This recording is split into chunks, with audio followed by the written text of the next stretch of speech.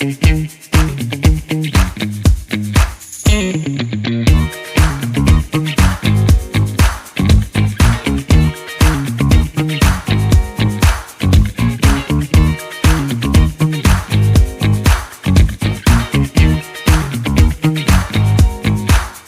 a un superbe Saint-Martin dans notre jardin là, et qu'on entretient chaque année. Et malgré ça, voilà, il y a une grosse charpentière qui est tombée là à notre retour de vacances. Donc on a eu de la chance, ça n'a pas causé trop de dégâts, mais voilà, étant donné qu'il y a d'autres branches qui dépassent un peu chez les voisins, au-dessus de notre toit, voilà, on préfère, même si ça nous fait un peu mal au cœur, de tailler l'arbre un peu plus en conséquence pour éviter voilà, une catastrophe. Donc voilà, le chantier est en cours. Bonjour, moi il faut savoir que ce qui m'a fait choisir cette maison, c'est cet arbre. Donc c'est hyper important pour moi. J'adore cet arbre. Et je le regarde tous les jours et ça me fait de la peine. Donc quand on a su en rentrant de vacances qu'une branche était tombée, alors qu'on le soignait, ça veut dire que l'équipe là, qui est en train d'intervenir était déjà venue, tout ça. Voilà, ça m'a fait de la peine, surtout de savoir qu'il va falloir couper peut-être un peu plus que d'habitude, etc., puisqu'on l'a déjà fait. Mais bon, je me rends bien compte que c'est utile, que je ne suis pas toute seule, qu'il y a la maison, les voisins, qu'il faut composer, et que cet arbre, il n'est pas dans la forêt, il est dans un endroit urbanisé, donc on est obligé de tenir compte de tout ça. Donc voilà, donc c'est indispensable de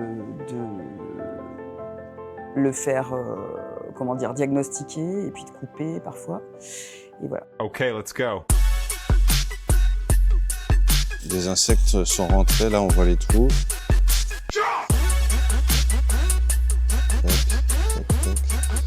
Toute cette partie-là, elle a été mangée par les insectes.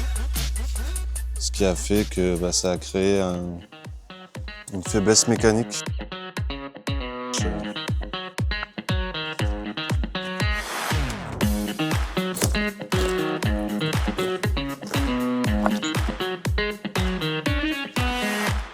Ouais, là en fait on va devoir installer la première corde qui va permettre de grimper dans l'arbre. Et là sur un arbre comme ça, on a le choix de le faire à la main ou au big shot. Donc pour passer la corde, on utilise une ficelle et un petit sac.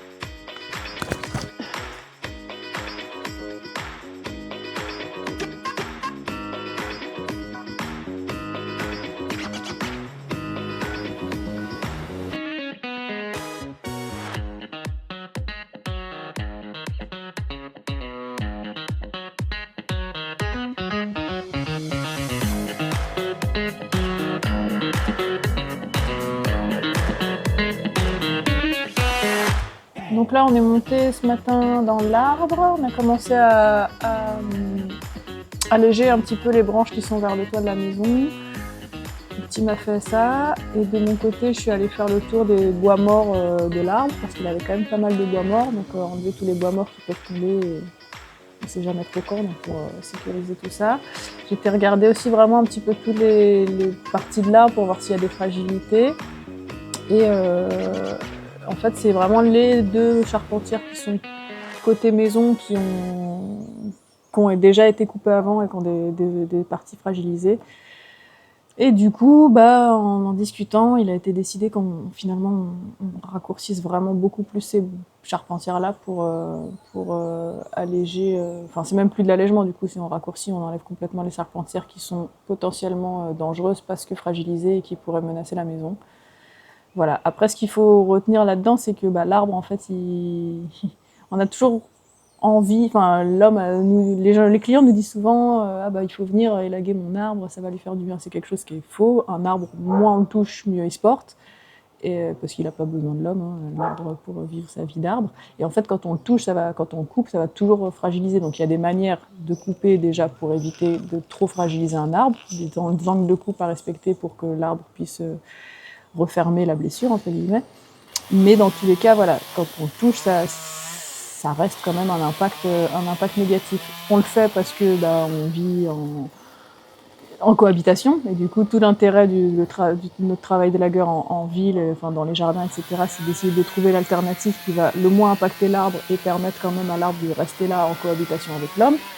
Parce que si on les laisse trop s'étendre, souvent on se retrouve avec des branches qui touchent les toitures, on a des problèmes de cohabitation. Donc voilà, c'est trouver le truc qui va être le moins impactant pour l'arbre tout en restant en sécurité. Et c'est tout l'objet de ce travail. Et là, c'était un exemple typique parce que on voit que là où ça a craqué, c'est un endroit où il y avait eu une coupe il y a quelques années. Et donc voilà, en effet, une coupe, ça a fragilisé une partie de la branche qui malheureusement est tombée. Donc là, on va essayer d'éviter que ça réarrive en finissant la coupe.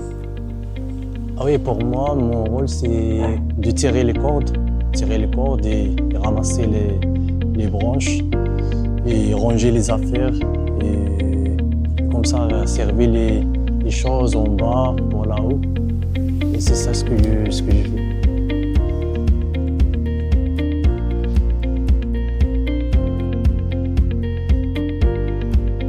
C'est bon, Tim?